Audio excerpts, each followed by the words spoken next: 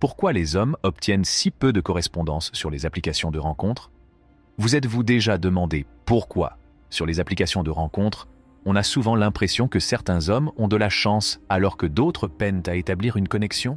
Dans le monde des swipes et des correspondances, il existe une histoire cachée qui explique pourquoi les expériences des hommes peuvent être très différentes. Rejoignez-nous pour découvrir les secrets de la dynamique des applications de rencontres et vous comprendrez vite pourquoi certains hommes se retrouvent dans un dilemme intrigant. Il est prouvé que les hommes utilisent les applications de rencontres en ligne plus fréquemment que les femmes. Mais malgré le fait que les hommes fassent plus d'efforts, ils finissent par obtenir un plus petit nombre de correspondances que les femmes. Pourquoi en est-il ainsi? Il est possible que la réponse soit simple. Privilégier la quantité à la qualité. Oui, les hommes tentent aussi souvent que les femmes, mais il est possible qu'ils n'accordent pas autant d'attention à la qualité de leurs efforts. Lorsqu'on y réfléchit, c'est tout à fait logique, puisqu'il est généralement admis que les femmes sont plus habiles que les hommes dans les situations sociales. Il est moins probable qu'elles engagent la conversation avec quelqu'un sans en avoir appris beaucoup sur lui.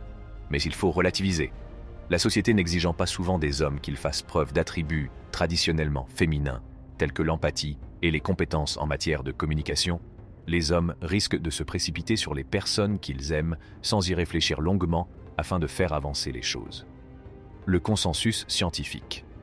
Selon les conclusions d'une étude menée par des chercheurs de l'Université de Californie à Berkeley, qui ont analysé les données de 2 millions de personnes ayant utilisé Tinder ou Grindr entre octobre 2013 et février 2015, il a été découvert que les hommes étaient plus susceptibles d'initier un contact avec quelqu'un après avoir vu son image de profil sur l'application, même si son profil disait non à une rencontre sans match. Les chercheurs ont également découvert que les hommes étaient plus enclins à envoyer des messages après avoir vu seulement quelques images de la personne avec laquelle ils avaient été mis en relation afin de mesurer des attributs de personnalité tels que l'intelligence et l'humour. Et ce, que les photos représentent ou non la même personne. Cela semble indiquer que les hommes adoptent une stratégie différente lorsqu'il s'agit de faire des rencontres et de sélectionner un intérêt romantique pour eux-mêmes. Ce n'est pas qu'ils n'étaient pas capables d'obtenir des correspondances aussi fréquemment que les femmes, c'est simplement qu'ils étaient mauvais dans le choix des correspondances. Quelles en sont les causes? La confiance en soi est un trait de caractère qui tend à être plus répandu chez les hommes que chez les femmes. Par exemple, les hommes sont plus susceptibles d'aborder une dame dans un club ou un pub afin d'inviter une employée à sortir, à condition que le règlement du bureau le permette, ou d'inviter une collègue à sortir. Les hommes sont naturellement plus confiants que les femmes, ce qui les encourage à prendre l'initiative et à faire avancer les choses. Cependant, la plupart du temps, leurs actes ne sont pas bien planifiés. En matière de rencontres, ils n'ont pas encore décidé ce qu'ils recherchent. S'agit-il de nouer une relation ou simplement d'être mis en relation avec des partenaires potentiels? Quels sont les véritables désirs des hommes? En dépit de l'idée persistante selon laquelle les hommes ne sont intéressés que par les amis avec avantage, les recherches montrent que les hommes sont tout aussi susceptibles que les femmes de rechercher des relations sérieuses. Si les hommes veulent trouver quelqu'un avec qui passer leur vie, ils utiliseront presque certainement les services de rencontres en ligne. Lorsqu'ils se rendront compte qu'ils sont prêts à s'installer, ils agiront probablement de la même manière que les hommes ont toujours agi dans le passé, c'est-à-dire qu'ils accorderont une plus grande attention à la personne qu'ils courtisent.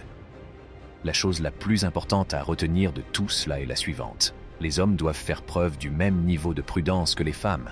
Les hommes doivent faire preuve du même niveau de discernement que les femmes lorsqu'ils utilisent les applications. Les photos dignes d'être publiées sur Instagram et les remarques intelligentes ne suffiront plus. Vous devez connaître la personne qui se cache derrière le profil et votre style de communication doit être plus proactif. Avant de consacrer une grande partie de votre temps et de votre énergie à quelqu'un, vous devez vous assurer que l'alchimie et la personne est authentique.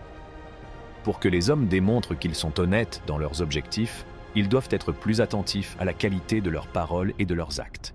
Il est également essentiel qu'ils prêtent une attention plus soutenue à la personne qu'ils fréquentent afin de déterminer si les sentiments sont réciproques ou non.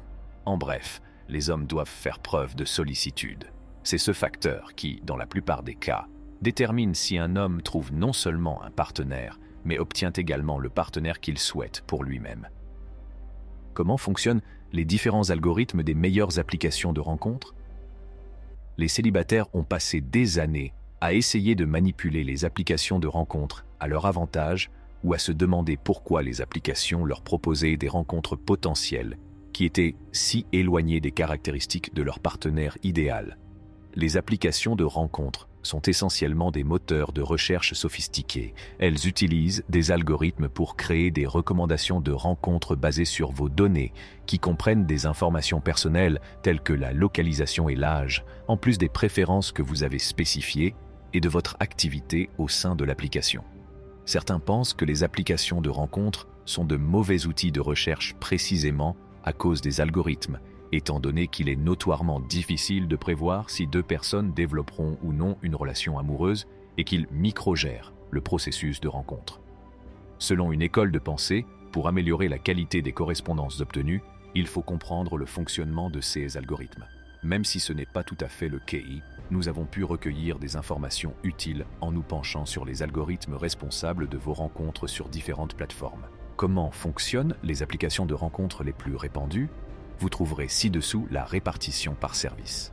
Parlons de Tinder.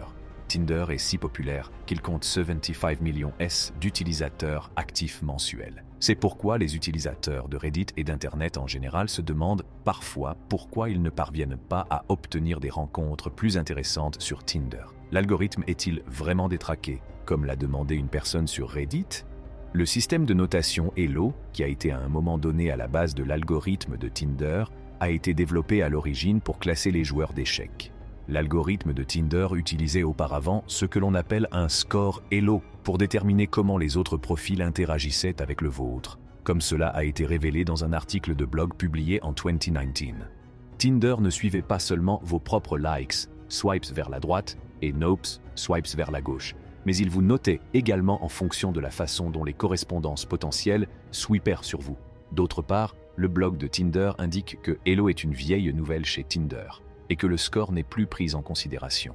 Selon l'article du blog, la chose la plus importante qu'un utilisateur puisse faire, estimated, d'utiliser l'application. Tinder disposera de plus de données sur vous au fur et à mesure que vous l'utiliserez, ce qui, en théorie, devrait aider l'algorithme à mieux connaître vos préférences au fur et à mesure que vous continuez à l'utiliser.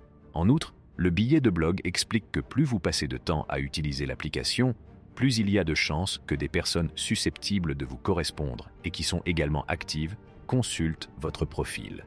Sophie Sieck, responsable de la communication du service, a confirmé à Mashable que l'article de blog était exact et que Tinder n'avait pas modifié son algorithme d'appariement pendant la pandémie mondiale de Covid-19. Elle a insisté une fois de plus sur le fait que l'utilisation fréquente de Tinder est l'aspect le plus important pour déterminer les personnes qui apparaissent dans votre pile.